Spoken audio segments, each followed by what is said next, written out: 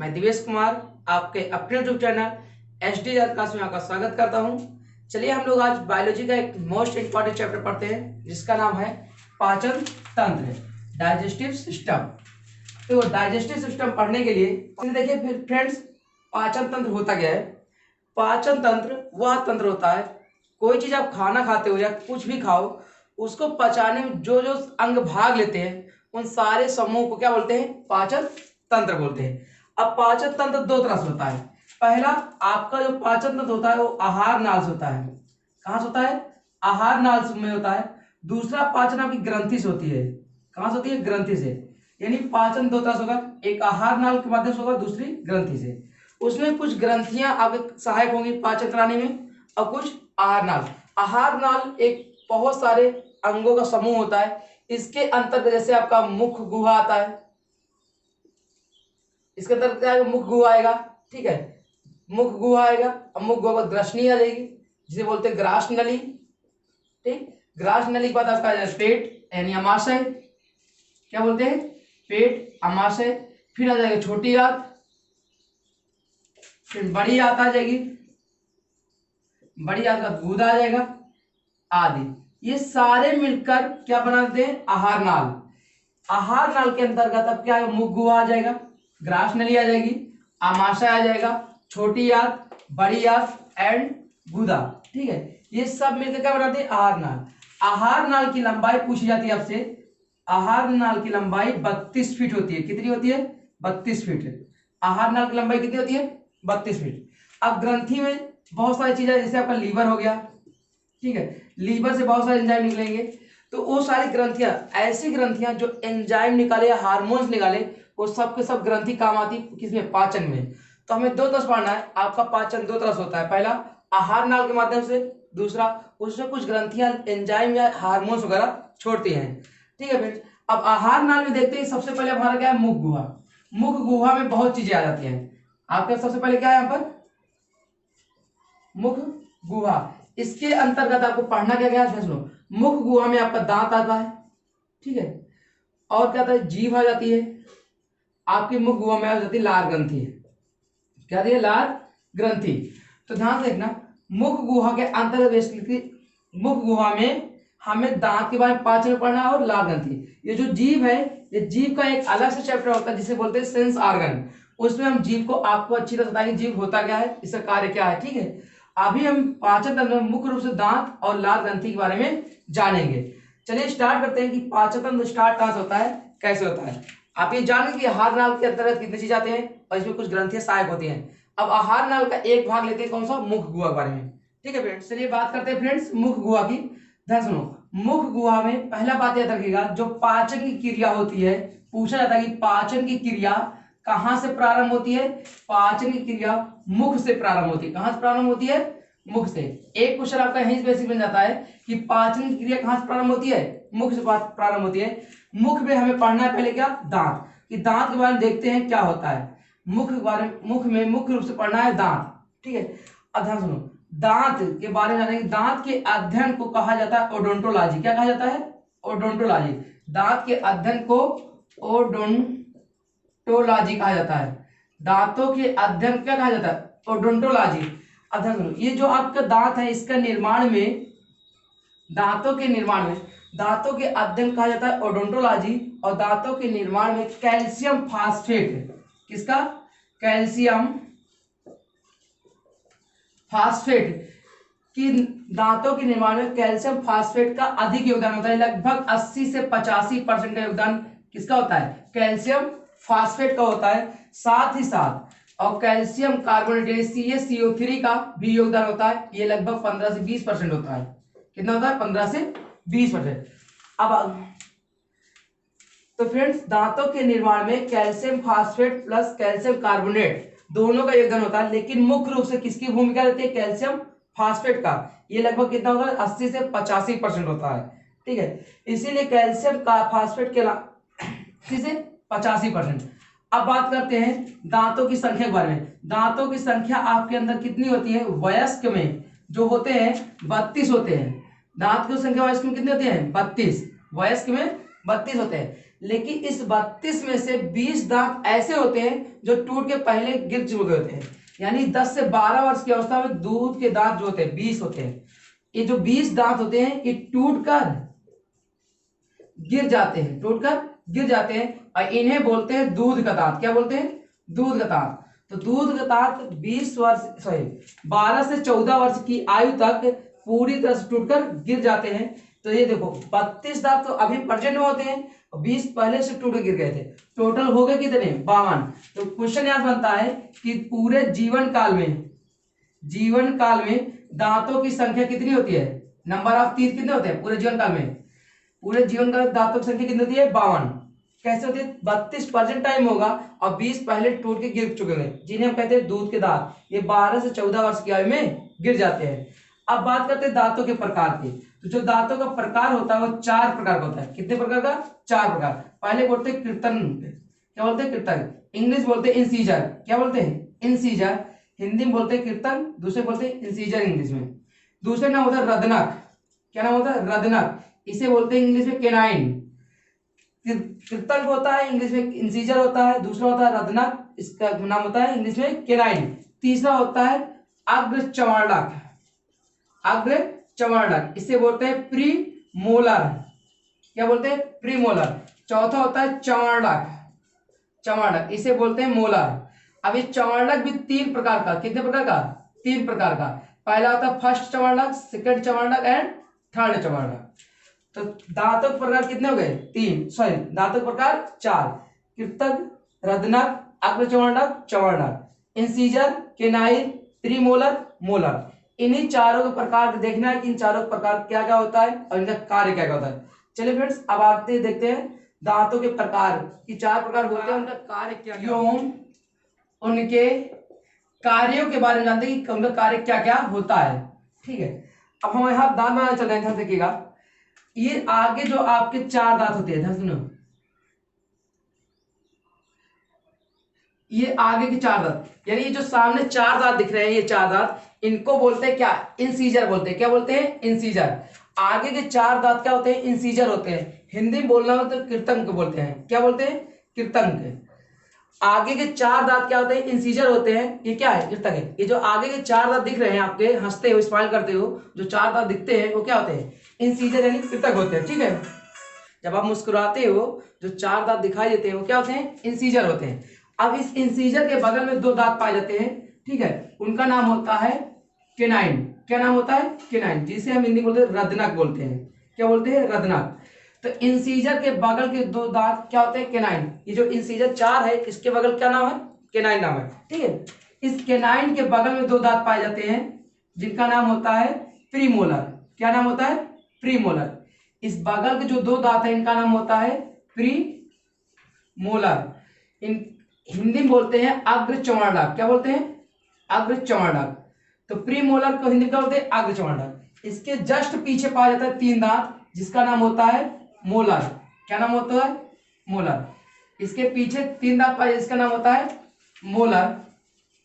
हिंदी में बोलते हैं चर्वणक। ये फर्स्ट, देखो, ये फर्स्ट मोलर होता है, ये सेकेंड मोलर होता है, ये थर्ड मोलर होता है। अब एक एक दांत के बारे में पढ़ना है। ठीक है, ये दांतों के प्रकार हो गए। आगे के 4 दांत क्या होते हैं? इंसीजर होते हैं। उसके बगल में केनाइन होता है। फिर उसके बाद 2 दांत होते हैं प्रीमोलर, फिर 3 होते हैं मोलर। अब ध्यान सुनिएगा, पहला पॉइंट यहां से याद रखिएगा, जो ये कृतक होता है, लिख देते हैं, कृतक का कार्य, जो इंसीजर का कार्य क्या होता है? इसका कार्य होता है भोजन को काटने का। भोजन को काटने का कार्य किसका हुआ? इंसीजर को हुआ। जैसे आप सेब लेते हो, सेब को कहां से काटते हो? आगे से काटते हो ना। ये आगे से काटते हो तो क्या होता है? वो इंसीजर से काटते हो। तो इंसीजर का कार्य क्या था? भोजन को काटने का। भोजन काटने का कार्य किसका होता है? इंसीजर को होता है। अभी केनाइन, केनाइन का कार्य होता है भोजन को चीरने का। किसको? चीरने या फाड़ने का। चीरने या फाड़ने का कार्य कौन करता है? केनाइन करता है। अब ध्यान सुनिएगा, जो मांसाहारी जानवर होते हैं, कौन सा? मांसाहारी जानवर में ये बड़ा होता है। मांसाहारी जानवर में ये बड़ा पाया जाता है। जैसे आपका शेर हो गया, शेर, चीता, बाघ, इन सब जानवरों, जैसे जितने मांसाहारी जानवर होते हैं उन सबका केनाइन क्या होता है? बड़ा होता है और साथ ही नुकीला होता है। कैसा होता है, बड़ा होता है और नुकीला होता है, क्योंकि उनको मांस को मांस को फाड़ना रहता है। तो मांसाहारी जानवरों में जो दिखाई देने वाला दांत होता है वो क्या होता है, केनाइन होता है। इसका कार्य चीरने या फाड़ने का कार्य होता है। इनको नुकीला होते हैं और बड़ा होते हैं, किसमें, मांसाहारी जानवरों में। ठीक है, अब बात करते हैं ये मोलर और प्रीमोलर, इन दोनों का कार्य होता है भोजन को चबाने का, भोजन को चबाने का। तो भोजन को चबाने का कार्य किसका हुआ, मोलर और प्रीमोलर। कोई भी मजबूत चीज होती है उसे चबाने का कार्य कौन करता है, मोलर करता है। अब आप लोग बताइएगा, इंसीजर का कार्य क्या हुआ, भोजन काटने का। केनाइन का कार्य क्या हुआ, भोजन को फाड़ने का। ठीक है, चीरने फाड़ने का। आप करना चाहते हो तो कहां से फाड़ते हो, किनारे से, यानी केनाइन से।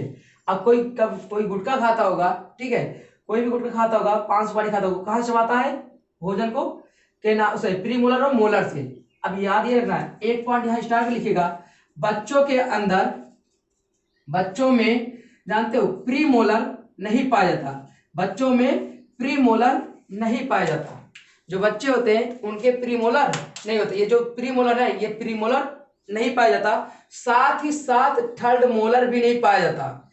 बच्चों में प्रीमोलर नहीं होता एकदम से, ना के बराबर, मतलब होता ही नहीं प्रीमोलर, और मोलर होता है लेकिन थर्ड मोलर नहीं होता। ये जो थर्ड मोलर है ये 14 वर्ष की आयु के बाद निकलता है। थर्ड मोलर कब निकलता है, सॉरी, थर्ड मोलर 24 वर्ष की आयु के बाद निकलता है। ठीक है, अधिकांश लोगों को 24 वर्ष या 25 वर्ष के बाद ही निकलता है थर्ड मोलर। अब एक बात और सुनिए, ये जो इंसीजर है, आगे 4 दांत है, ये आपके सीधे नाक के सामने होता है। कहां होता है, नाक के सामने होता है। तो इंसीजर सीधा कहां होता है, नाक के सामने होता है, इसीलिए इसे बोलते हैं नोज टीथ है। क्या बोलते हैं, नोज टीथ बोलते हैं।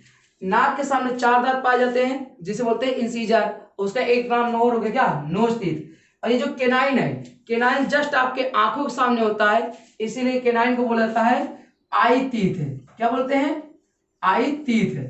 तो आई टीथ किसे बोलते हैं, केनाइन को। नोज टीथ किसे बोलते हैं, इंसीजर को। और ये जो प्रीमोलर होता है आपके गाल में पाया जाता है, इसीलिए बोलता है चीक टीथ। क्या बोलते हैं, चीक टीथ। तो चीक टीथ किसे बोला जाता है, प्रीमोलर को, आई टीथ केनाइन को, नोज टीथ इंसीजर को। अब एक बात और, जो ये थर्ड मोलर है यानी तीसरा मोलर, इसे कहते हैं विस्डम टीथ। क्या कहते हैं, विस्डम टीथ, यानी अक्ल का दांत। क्या बोलते हैं, अक्ल का दांत। अक्ल का दांत किसे कहा जाता है, थर्ड मोलर को। ये 24 वर्ष के बाद निकलता है अधिकांश लोगों को, और लोग पहले भी निकल आता है, लेकिन अधिकांश व्यक्तियों के 24 वर्ष के बाद निकलता है, इसीलिए इसे कहा जाता है अक्ल का दांत। जब ये निकलता है तो बहुत दर्द होता है। ठीक है, ये क्या होता है, अक्ल का दांत। तो विस्डम टीथ किसे कहा जाता है, थर्ड मोलर को, नोज टीथ इंसीजर को, आई टीथ केनाइन को, और चीक टीथ प्रीमोलर में। बच्चों में कौन सा दांत नहीं पाया जाता, प्रीमोलर एकदम नहीं होता और थर्ड मोलर नहीं होता। ठीक है, अब बात करते हैं पूरे जीवन काल में दांतों की संख्या कितनी निकलती है। हम बता रखे पीछे, पूरे जीवन काल में दांतों संख्या 52 होती है। ठीक है, अब इसके बाद हम देखते हैं कि दांतों का डेंटाइन फार्मूला क्या होता है, दांतों का फार्मूला क्या होता है। ठीक है, सूत्र, दांतों का सूत्र 2 प्रकार का होता है, एक वयस्क के लिए होता है और एक बच्चों के लिए होता है। देखो, वयस्क का दांतों का जो सूत्र होता है 21-23/21-23 होता है, जबकि बच्चों का 21-02/21-02 होता है। ये डेंटाइन फार्मूला होता है और पूरे दांत का 1/4 होता है। कहा जाता है दांतों का सूत्र क्या होता है, ये दांतों का सूत्र बराबर पूरे दांतों का 1/4 होता है। पूरे दांतों कितना होता है, 1/4 होता है। आप इसको जोड़कर 4 से गुणा कर दोगे तो आंसर आ जाएगा। ठीक है, तो सूत्र पूरे दांतों का 1/4 होता है। आप देखो इन सबको जोड़ लो, 21 यानी 2, 1 + 2 + 3 कितना हो गया, 3, 2, 5, 5, 3, 8 हुआ। अब ये चौथाई है तो इसको 4 गुणा कर दोगे 8 चौक 32, तो दांतों संख्या आ गई ना 32। तो इसीलिए कहा जाता है जो डेंटाइन फार्मूला होता है वो पूरे दांतों का 1/4 भाग दिखाई देता है। ठीक है, आप देखो निकलता कैसे है, डेंटाइन फार्मूला निकलता कैसे है। ये जो लिखा गया ना, पहले इंसीजर लिखा गया है, फिर उसके बाद केनाइन लिखा गया है, फिर प्रीमोलर लिखा गया है, फिर मोलर लिखा गया है। यही हाल नीचे में, इंसीजर केनाइन प्रीमोलर और मोलर। अब आपको हम बता रखे हैं, तो दांत देखो ध्यान से, 4 आपके पाए गए थे इंसीजर, 4 आपके क्या थे इंसीजर, इसके बगल में 2 केनाइन था, केनाइन के बगल में 2 प्रीमोलर था, उसके जस्ट बगल में 3 मोलर था। ठीक है, यही हाल इधर भी कर देंगे, इसे मिटा देते हैं, और 3 क्या थे प्रीमोलर। अब इस दांतों को आधा आधा काट दीजिए, इसे काटने के बाद देखो ध्यान से, इधर क्या बचा है वयस्क के लिए 2 इंसीजर है, लिखा है ना, 1 केनाइन है, 2 प्रीमोलर है, फिर देखो 2 प्रीमोलर हो गया और 3 मोलर हो गया। यही क्रम इधर भी होगा तो वही लिख दिया जाता है वयस्क के लिए। बच्चों में ये 2 प्रीमोलर होता ही नहीं है, इसे काट के यहाँ 0 लिख दिया गया होगा। देखो 21 होता है 0.2 ठीक है। बच्चों में प्रीमोलर नहीं होता तो इसलिए 2 केनाइन 2 इंसीजर हो गए, 1 केनाइन होगा, प्रीमोलर होता है नहीं 0, ठीक है, फिर 2 मोलर होते हैं, वही हाल नीचे भी हो जाएगा 2102/2102। ठीक है, ये हो गया डेंटाइन फार्मूला। तो दांतों के कितने प्रकार के होते हैं? दांत 4 प्रकार के होते हैं। ठीक है, तो फ्रेंड्स दांत कितने प्रकार के होते हैं? दांत 4 प्रकार के होते हैं। अब बात करते हैं दांत के कैसे कैसे होते हैं। ये आपका दांत है, ठीक है, ये आपका क्या है? दांत है, ये आपका दांत है, क्या है? दांत। इस दांत की 2 परत होती है। दांत की कितनी परत? 2 परत होती है। आपके दांत की कितनी परत होती है? 2 परत। ये आपका दांत है, ठीक है। ये दांत के जो आंतरिक 2 भाग होते हैं, एक बाहरी भाग होता है, एक आंतरिक भाग होता है। ये जो बाहरी भाग को बोलते हैं इनामेल। क्या बोलते हैं इस बाहरी भाग को? इनामेल। और इस जो आंतरिक भाग होते हैं उसको बोलते हैं डेंटाइन। क्या बोलते हैं? डेंटाइन। तो ध्यान से रखिएगा, दांत के 2 परत होती है, दांत के 2 परत होती है, बाहरी परत बोलते हैं इनामेल और आंतरिक भाग को बोलते हैं डेंटाइन। इनामेल दांतों का सबसे मजबूत परत होती है। कौन सी सबसे मजबूत परत कौन सी होती है? इनामेल। अगर इनामेल एक बार कट गया तो डेंटाइन को बेकार होने में समय नहीं लगता। याद रखना, दांतों की क्षति, इसकी जो क्षति पहुंचेगी वो फ्लोरीन गैस के कारण पहुंचती है। कौन सी गैस के कारण? फ्लोरीन गैस के कारण दांतों में क्षति पहुंचती है। इनामेल अगर एक बार बेकार हो गया तो डेंटाइन 100% बेकार होना है। कभी आप कोई मीठा चीज खाते हो तो इनामेल के पास क्या होता है? यहाँ पर आगे चिपक जाता है और जिससे जीवाणु वगैरह इनामेल को काटना चालू कर देता है। धीरे धीरे इनामेल कट जाता है और वो पहुंच जाते हैं जीवाणु कहाँ? डेंटाइन के पास। अब डेंटाइन जब काटना चालू करते हैं तो दांतों में दर्द होना उत्पन्न हो जाता है। ठीक है, इसीलिए कहा जाता है कि सबसे ज्यादा मजबूत कौन है? इनामेल है। अगर एक बार इनामेल कट गया तो डेंटाइन को खराब होने में समय नहीं लगता। दांतों की क्षति फ्लोरीन गैस के कारण पहुंचती है। ठीक है फ्रेंड्स, आज इतना था, आज के लिए बस इतना ही। हम आपको दांत के बारे में बता दिए, कितने प्रकार के होते हैं, उनका कार्य क्या होता है, पूरे जीवन काल में दांत निकलते क्या है। ठीक है, दांत किससे मिलकर बने, सारी चीज बता दिए हैं। उम्मीद करता हूँ आपको समझ भी आया होगा। अगर वीडियो अच्छा लगा हो तो शेयर कर दीजिएगा। मिलते हैं नेक्स्ट वीडियो में एक नए टॉपिक के साथ। तब तक के लिए थैंक यू, धन्यवाद, बाय बाय, टेक केयर।